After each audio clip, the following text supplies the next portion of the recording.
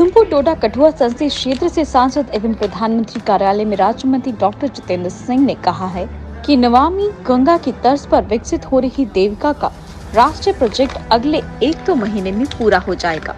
Doctor Jitendra Singh ने कहा है कि कोरोना महामारी व अन्य कारणों से इस प्रोजेक्ट को पूरा करने में कुछ विलम्ब हुआ, लेकिन अब अगले 1-2 महीने में उधमपुर की तरफ से देश को ये समर्पित कर दिया जाएगा।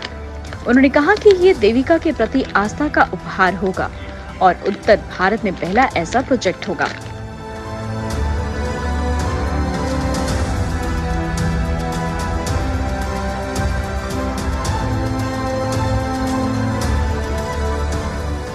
डॉक्टर जितेंद्र सिंह शनिवार को district development coordination and monitoring committee की बैठक के पश्चात पत्रकारों को संबोधित कर रहे थे। बैठक में DDC chairperson Lalchand, deputy commissioner Udhampur Kritika Jyotsna, BDC chairperson, DDC सदस्य व दिशा कमेटी के नामित सदस्यों के अलावा विभिन्न विभागों के प्रतिनिधि मौजूद रहे।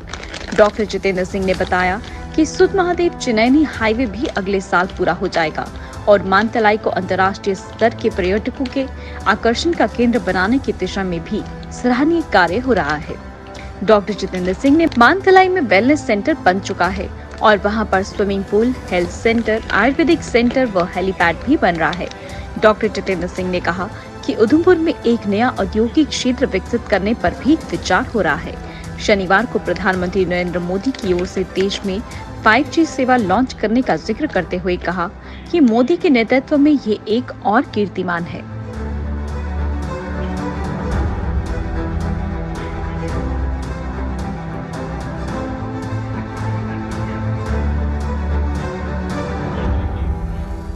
और हम इस अवसर का इसलिए भी उपयोग लेते हैं कि इसमें प्रशासन के प्रतिनिधि अधिकारी भी उपलब्ध रहते हैं, हमारे निर्वाचित प्रतिनिधि भी रहते हैं, तो एक आपस में तालमेल बनाने का और एक दूसरे के साथ अपनी जानकारी साझा करने का भी अवसर रहता है। उसमें मोटे तौर पर आपके साथ सूचना साझा करने लायक ये है कि जो हमारा एक राष्ट्रीय स्तर का प्रोजेक्ट है, देविका का प्रोजेक्ट, जिसको प्रधानमंत्री श्री नरेंद्र मोदी जी ने स्वयं लॉन्च किया था और पीएमओ की तरफ से उसकी मॉनिटरिंग भी अब होने लगी है।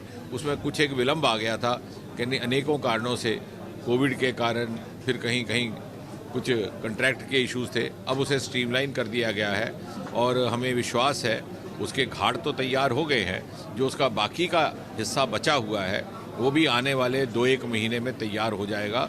इस साल के समाप्त होने से पहले पहले नमामि गंगा की तर्ज पर उत्तर भारत का पहला river rejuvenation renovation project Devika के नाम पे होगा। ये हमारी एक विनम्र सी, हमारी एक उस आस्था कि एक देवी के नाम हमारा एक समर्पण रहेगा उधमपुर वासियों की ओर से, उधमपुर के प्रतिनिधियों की ओर से, क्योंकि देविका को लेकर के सदा एक मांग चली आ रही थी पिछली सरकारों में भी, लेकिन वही देविका, वही नदी, वही उधमपुर अनेकों पीढ़ियां इसके किनारे तले पली बढ़ी, लेकिन कभी किसी ने इसकी चिंता नहीं की। मुझे आभार प्रकट करना है यहाँ के निर्वाचित सांसद होने के नाते, जब हमने मोदी जी के आगे बात रखी तो उन्होंने स्वयं हस्तक्षेप करके हमें ये उपहार दिया। इसके अतिरिक्त नेशनल हाईवे को लेकर के जो चिरैनी सुधमा देव का हाईवे है वो भी अगले बरस तक तैयार हो जाएगा और एक अल्टरनेट हाईवे बनेगा जो खिलानी में भी जाकर के खुलेगा। मानतलाई का हमारा state of art wellness centre तैयार हो चुका है। विडंबना यह है कि 1980 के दशक में जब दिनेंद्र ब्रह्मचारी जी का एक हवाई जहाज़ दुर्घटना में देहांत हुआ था, उसके उपरांत भले ही वो उस तत्कालीन कांग्रेस सरकार के बड़े नज़दीकी माने जाते थे, लेकिन कांग्रेस सरकार ने पिछले 25-30 वर्षों में उसको एक खंडर बनने तक की नौबत में डाल दिया। ये भारतीय जनता पार्टी की सरकार, मोदी जी की नेतृत्व की सरकार थी कि उसको रिवाइव किया गया। आज वहाँ पर स्विमिंग पूल भी बन रहा है, हेल्थ सेंटर भी बन रहा है, वेलनेस सेंटर भी बन रहा है, यहाँ तक कि बाहर से आने वाले लोगों के लिए हेलीपैड की भी व्यवस्था की जा रही है। और हाल ही में केरल से आयुर्वेदिक संस्थान की एक टोली आई थी। हमारी कल्पना है कि वहाँ पर एक आयुर्वेदिक का भी संस्थान बन के एक अपने ढंग का उत्तर भारत का सर्वश्रेष्ठ और सर्वप्रथम एक संस्थान रहेगा। कुछ एक विषय यहाँ पर प्रशासन को लेकर के हैं। हमने प्रशासन के आगे भी ये सुझाव रखा है, निवेदन के वो ज़रा तालमेल यहाँ के प्रतिनिधियों के साथ और अधिक बढ़ाए, यहाँ के सिविल सोसाइटी के साथ अधिक बढ़ाए। जो सीवरेज के इश्यूज़ हैं वो ऐसे इश्यूज़ हैं कि जो डूएबल है, जो कहीं ना कहीं हमारी कार्यशैली में कोई ना कोई किसी प्रकार का कोई दुविधा के कारण उत्पन्न होते हैं, उनको समेटना या उनका समाधान करना कठिन नहीं है, क्योंकि सबसे पहला हमारी प्राथमिकता है वो ये रहनी चाहिए कि पब्लिक इनकन्वीनियंस ना हो। और आने वाले समय में एक नई इंडस्ट्रियल एस्टेट उधमपुर में कायम करने की योजना है।